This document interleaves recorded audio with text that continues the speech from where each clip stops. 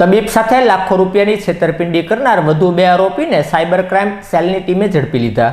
શહેરના તબીબ રાજીવભાઈ સાથે લાખો રૂપિયાની છેતરપિંડી થઈ હોવાની સાયબર ક્રાઇમ સેલમાં તેમણે ફરિયાદ નોંધાવી હતી, જે ફરિયાદના આધારે અગાઉ 2 આરોપીઓને સાયબર ક્રાઇમ સેલના અધિકારીઓએ ઝડપી લીધા। ત્યારબાદ પૂછપરછમાં અન્ય 2 નામો ખુલતા, જેમાં જીગરભાઈ કિરણભાઈ પરીખ અને હાર્દિકભાઈ રમેશભાઈ પરમારને ઝડપી લઈ ધોરણસરની કાર્યવાહી હાથ ધરી હતી।